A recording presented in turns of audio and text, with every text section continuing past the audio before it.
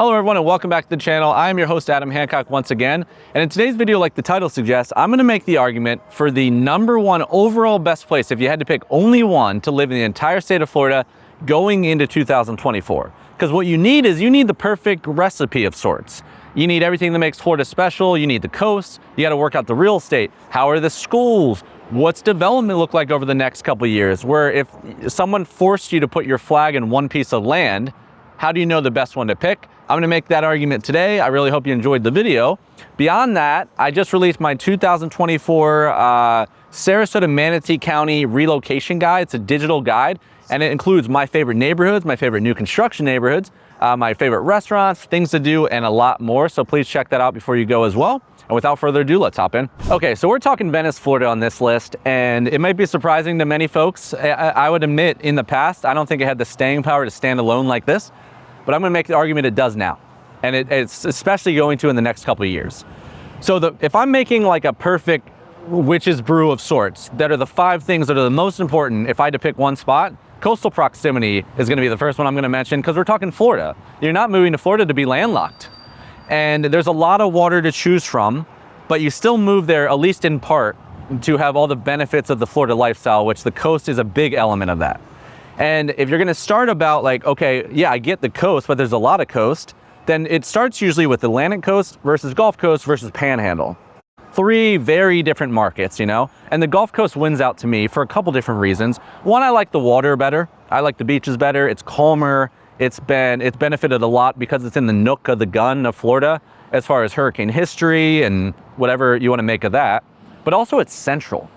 You know, if I want to be central to not only the area I live in, but to the state as a whole, because if you have to pick one spot, you might want access to the others as well, eventually, right? You want a little Tampa, a little Naples sprinkled in. Orlando's 2 hours away. You need the major airports like the one in Fort Myers and the one in Tampa. Miami's 3, Boca Raton's 3. You got access to all of it, so it's a great homestead market. And if you go one step down and you say, okay, well, the Gulf Coast has 3 major metros, Tampa Bay, Sarasota's metro, and Naples. How does Venice fit into that? Well, first of all, I think if I had to pick one, I pick Sarasota's metro. Again, central on top of central. It's in the middle of those two. It's a nice happy medium. I think it offers personally a little bit more just overall infrastructure than Naples does. It's in the center, and then Tampa's a little crazy if you don't want a big city and you want to be close to the coast. But the reason of all the things that made it special originally, that I just made the argument for, that's what made Sarasota incredibly mature and popular. You're competing with Siesta Key Beach, Lido, Longboat Key, and downtown being right there. It's expensive, availability's spotty, it's hard to get into, and it's a lot busier. Well, Venice as an alternative to that used to be viewed as junior Sarasota, but I'm thinking it goes into a choice where now it's polarity. It's more of an option. And you have Venice Beach, Casperson Beach, Shark's Tooth capital of the world. You have Brohard Beach. You have downtown Venice, which is like a historical version of a mix of Siesta Key and downtown Anna Maria Island. And I think it could be somewhere where you don't feel like you have to like live there and run up to Sarasota. It offers a lot of what made the rest of those things special, but gives you a lot more feasible, accessible way to get into them. Okay, so if #1's coastal proximity, then my second ingredient in the recipe has to be real estate. And there's a lot you could unpack here, but I want to focus on 3 primary areas that make Venice this special for me going into next year. And, you know, a big part of this whole conversation is typically you don't go closer to the coast to get a discount or to get variety, abundant, laden real estate options. It's already mature. Everyone that came to Florida originally went to these areas. You pay more for less. You have condominiums, you have less space, you have all that kind of stuff. But Venice excels in 3 main areas, one of them being new construction. If there's not a bunch of neighborhoods by the coast in totality, there's definitely not a lot of new neighborhoods, right? Because they'd have to tear down what's already there. Well, Venice not only does well with adding new construction, but also the master plan element. Again, there's not enough space typically to plan a bunch of neighborhoods in advance in a way that they intentionally weave together. And that's exactly what happened with this area called Welland Park. If you're not super familiar, I have a lot of videos on the channel about it, and I'll try to post as many as I can up here for you guys. But what Welland Park does well is it brings 9 to 15 different neighborhoods. 100% of them, because of the shape of the state here, of how close it is to the water, are 18 to 20 minutes to 3 world-class beaches. And there's 55 and up. There is resort style, there's rentals, there's something for every demographic in between. but they're not in silos. You go to each one, and if it has amenities, it's private, it's your own little thing, but then they come together for communal amenities like downtown Welland, and it creates a whole little community. It's walkable, it's golf cart friendly, all of that kind of stuff, this close to the water. I can't articulate how much that is not commonplace. So that is a huge addition. Number two is affordability. You know, it's really interesting to me on like how fast history catches up with physical infrastructure development. And the minds of the people of someone like me growing up in Sarasota, Venice was junior. It was too far. It was 45 minutes below what everybody wanted. Downtown Sarasota, Siesta Key, Lido Beach. And because of that, people that went there saved money because they got too far, right? Well, I feel like real estate in the town went a lot faster than people caught up in their minds. So because of that, the people coming in from out of state are benefiting when it comes to cost because it's still priced like that. It's still one of the cheapest places on the entire Gulf Coast of Florida to live this close to the water. But now you have like, you don't just have like Venice Island and the random retirement communities, you have Welland Park, all this kind of stuff, but the pricing is still perspective affordability versus Sarasota. And if you're now choosing Venice as your number one option, then where's the sacrifice? It's not because you couldn't get into Sarasota, it's because you chose Venice. So that's number two. And number three, I think it snuck a very similar way, it snuck into youth. You know, the average age in Venice was like 69, like 4 years ago, I think.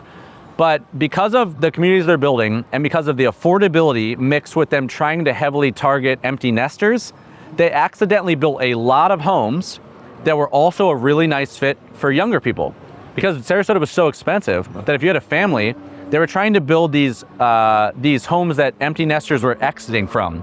5,000 square foot in a basement in New Jersey. Well, they didn't want that anymore, right? They wanted 2,900 square feet and they wanted, you know, less cost. Well, that's the same thing a family needs a lot of times, right? And they were getting priced out of Lakewood Ranch and they were going to Venice. So it got younger. And then this year, Sarasota County, which Venice is in, just passed the St. Augustine area as the number one overall public school district in the entire state of Florida. It always had lovely schools with Laurel Nokomis and Venice Senior High, etc. But now it's technically ranked number one overall, and Venice is a big part of that conversation. It's a lot more Venice than Sarasota city limits when it comes to school rankings, I think.